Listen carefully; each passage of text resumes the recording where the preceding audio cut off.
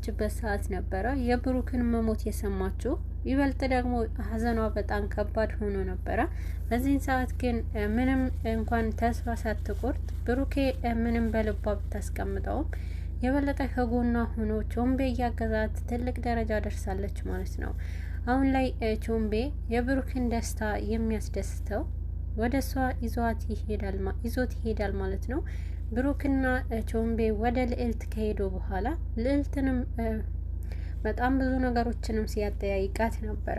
አሁን ላይ ግን አንድ ነገር ወደ አንቺ ይዤ ብመጣ ምን ይመስልሻል ብሎ ይናገራታል። በዚህን ሰዓት ምንድን ነው ደግሞ የምትለኝ? ምንድን ነው አሁን ወደ እኔ የምታመጣው? እያለ በጣም የናፈቀሽንም ሰው ንገሪኝ እያላት ነበረ። በዚህን ሰዓት ቾምቤም በጣም የናፈቀኝማ በጣም ናፍቆቱ በጣም የከበደኝም ሰው አለ ብላት ልዕልትም ትናገራለች። ልዕልት የተናገረችውንም እና ያ ነገር ታዲያ በፎቶ ላምጣለሽ እያላት ነበረ። በጣም የናፈቀኝንም ብሩኬ ነው እያለችው ነበረ። ታዲያ ለምን ብሩኬ በትልቁ ፍሬም አድርጌ ፎቶውን አላመጣለሽም እዚህ እንድትሰቂው ብሏት ነበረ። እሱማ ጥሩ ነበረ፣ እንደዛ ከማለትሽ ከቤት ያለውን አምጥተሽ እዚያ አታስቀምጪም ይላታል። በዚህን ጊዜ አንተ ወደዛ አትቀልድብኝ ትለዋለች። ይኸውልሽ ልዕልት አሁን ላይ ምን ይመስልሻል? አሁን ራሱን ብሩክ እዚህ ባመጣልሽ እያለ ሲናገራት ነበረ። ልዕልትን በብሩክ የቀልድ እንደማላቅ እያወቅ እንዴት እንደዚህ አይነት ነገር ትለኛለች? ስነ ስርዓት ያዝ በማለት ስሬስ ትሆንበታለች። በዚህን ጊዜ ግን እሱም ቾምቤም ብሩኬ ግባ በማለት ይናገራል። ልዕልት ድንጋጤ ውስጥ ትገባለች። ብሩክ ወደ ውስጥ በገባ ጊዜ ልዕልትም በጣም ደንግጣለች። ራሷን ስስታለች። ምንድን ነው የማየው በማለት ራሷ ስታ ትወድቃለች። በዚህን ሰዓት እንደምንም ብለው ለማንቃት ይሞክራሉ። ልዕልትም ከነቃች በኋላ ቾምቤንም ታናግረዋለች። ምንድን ነው የማየው ቾምቤ? ፊት ለፊቴ ላይ ያለው ምንድን ነው? መቼም ይህ መንፈስ አይደለም አደል ስላለች፣ ቾምቤም መንፈስ አይደለም ታዲያ ምንድን ነው? ሮቦት ነው እንዴ እያለች ነበረ። በዚህን ሰዓት ኧረ ምን አይነት ነገር ነው የምታወሪ? ይሄ እኮ ብሩኬ ነው እያላት ነበረ። እኔ ምንም ነገር እየተጫወክብኝ ነው፣ መንፈስ አምጥተክ ምንድን ነው እያለች ነበርና በእጅሽን ነክተሽ ማየት ትችያለሽ እያላት ነበረ። በዚህን ሰዓት ልዕልትም በጥፊ ብሩኬን ትመታዋለች። ብሩኬ ምን ሆነች ነው በጥፊ የምትመችኝ እያላት ነበረ። ስለዚህ አመመክ እንዴ ብሩኬ እያለችው ነበረ። አዎ እንዴት እንደዚህ መተሽን ላያመኝ ይችላል እያላት ነበረ። በቃ ስለዚህ ካመመህማ ሰውነክ ማለት ነው በማለት ትናገራለች። ቾምቤ የበለጠ ወደ እሱ እንድትቀርብ ያደርጋታል።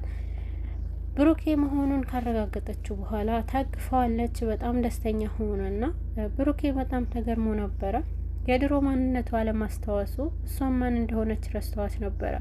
በዚህን ሰዓት ግን ስለ እሷ ማንነት እንድትናገር ያደርጋታል።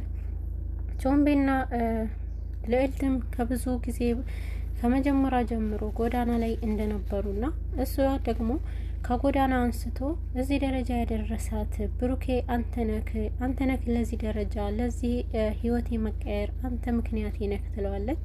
ኧረ ተይ ምን አይነት ነገር ነው የምታወሪ ያላት ነበረ። ብሩኬ በራሱ ታሪክ ሲነግሮት መልሶ እየተገረመ ነበረ። አዎ እኔ ጎዳና ነበርሁኝና ከጎዳና አንስተክ ቤት ሰጥኸኝ፣ አዲስ ህይወት ሰጥኸኝ፣ ትምህርት አስተማርከኝ እያለችው ነበረ። በዚህን ሰዓት በጣም ደስ የሚል ነገር ነው እያላት፣ አዎ ግን ደስ እያለ ነገር ቢሆንም አንተ የኔ ውጤትም የኔ ፍሬ ሳታይም 1 አመት ሲቀረኝ ተምሬ ልመረቅ ሞተሃል ተብሎ ሰማሁኝ በማለት ነግረዋለች። በዚህን ሰዓት በጣም ሁለተኛ ህይወቴ ጨለመብኝ ትላለች። ብሩኬም በዚህን ሰዓት ከእናንተ በላይ የኔ አሁን ላይ ህይወቴ የድሮ ህይወቴ ናፈቀኝ፣ የድሮ ታሪኬ የራሱ ማወቅ በጣም ናፍቆኛል ይላታል። ብሩክ አንተ ብቻ አይደለም የድሮ ማንነቴ የናፈቀ እኛም ናፍቆናል፣ የድሮ ህይወትህ ናፍቆናል ብላ ተናግረዋለች ማለት ነው። አሁን ላይ ቾምቤና ልዕልትም በጣም ተጋግዘው ለዚህ ደረጃ እንደደረሱና የብሩኬ ውጤቶች እንደሆኑ በአንተ ምክንያት ህይወታችን ተቀይሯል በማለት ብሩኬንም ሲያመሰግኑት ነበረ። አሁን ላይ ትርሲትም በጣም በቅዠት ውስጥ ገብታለች።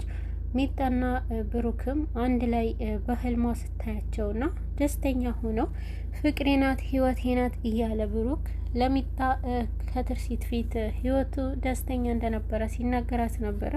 ትርሲት በመቃዠት ውስጥ ነበረች። እንዴት እንደዚህ ታደርጋለህ? ብሩኬን እኮ እወድሃለሁ፣ አንተን እንዴት ከእሷ ጋር ትሆናለህ? በማለት ነበረ በቅናት ተነሳስታ የምታደርገውን ነገር ሁሉ በጣም እያስጨነቃትና ሚጣም ይበልጥ እሷንም የበለጠ እንድትናደስ ስታደርጋት ነበረ። ሚጣ በዚህን ሰዓት አታዩም እንዴ? አትሰሚም?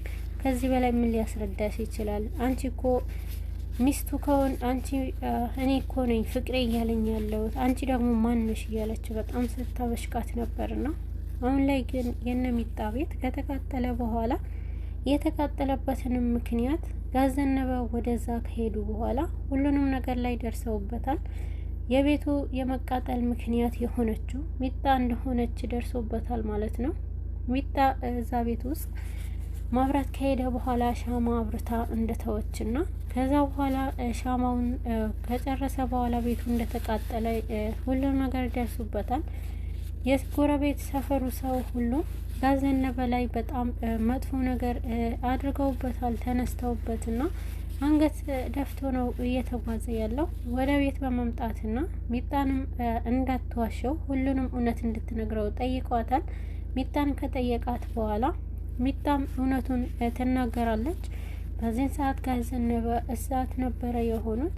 እንዴት እንደዚህ ታደርጊያለሽ? ይህንን ነገር በጭራሽ ላምነው አልችልም። እንዴት እንደዚህ አይነት ስህተት ትሰሪያለሽ? እና በአንቺ ምክንያት እኮ ስንት ሰው ተጎዳ፣ ስንት ጎረቤት የሆነውን ብታይ አላየሽም ወይ እያላት ነበረ።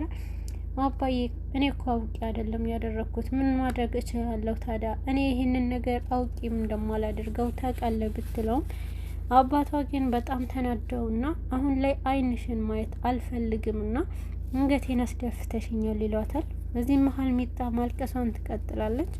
ትርሲት የቻለችውን ሁሉ ለማስረዳትና ጋዘነበንን ተረጋጉ ጋሽ እያለች ሁሉንም ነገር ማስተካከል ይቻላል፣ ቁጭ ብለን እንነጋገር እያለች ነበረ።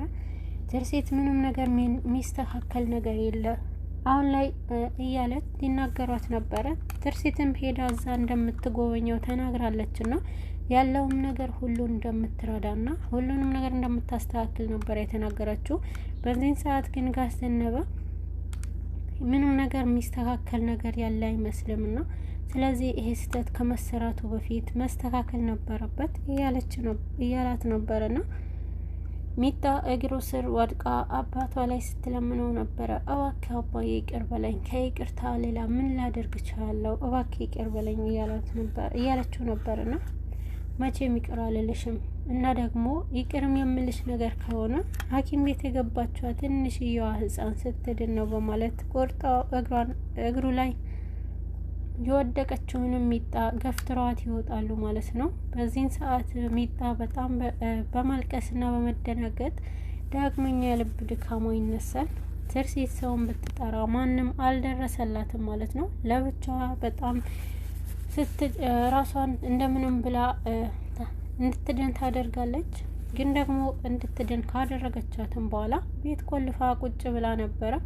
በዚህን ሰዓት አልከፍትም ብላ ብሩኬም ደግሞ አምሽቶ በጣም ስትጠብቀው ነበረ። ብሩኬ ወደ ቤት ከመጣ በኋላ ትርሲት የሚጣ ሁሉ ነገር ትናገራለች።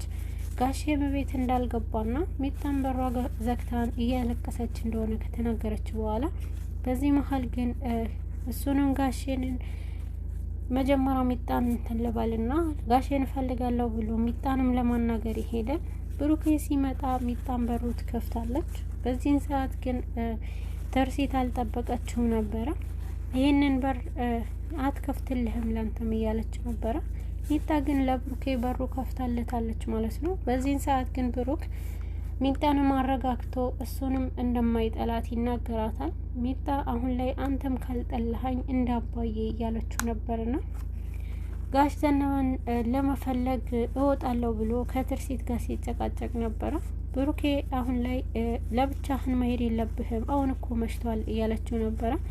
በመሀልም ግን ብሩኬ አይቻልም ብሎ ትቶ ይወጣል። ትርሲት መያዝ ስላልቻለች ነበርና ሚጣ ግን ከፎቅ ትወጣለች። ትርሲት በአንድ ልቧ ነበርና ወጣሽ እንዴ ከክፍል እያለቻት ነበረ።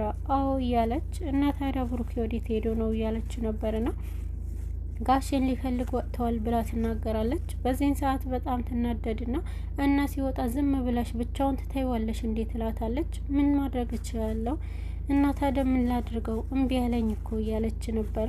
አንቺ እኮ እና ታዲያ የምትጨነቅለት ቢሆን እኮ ታስቆሙ ነበረ ትላለች። ኧረ ለምን አልጨነቅለትም ለምን አስብለታለሁ እንጂ ስትላትም የምታስብለት ቢሆን እኮ የገዛ ጓደኛው አታገቢም ነበረ በማለት በነገር ትኮሰኩሳታለች ሚጣ። አሁን ላይ ብሩክ ከወጣ በኋላ ሚኪ ሰው ላይ ስልክ ደውሎ በቃ መጥቶላችኋል ጨርሱት ብሎ ለብሩኬም እንዲጨርሱት ትዕዛዝ ይሰጣል ማለት ነው።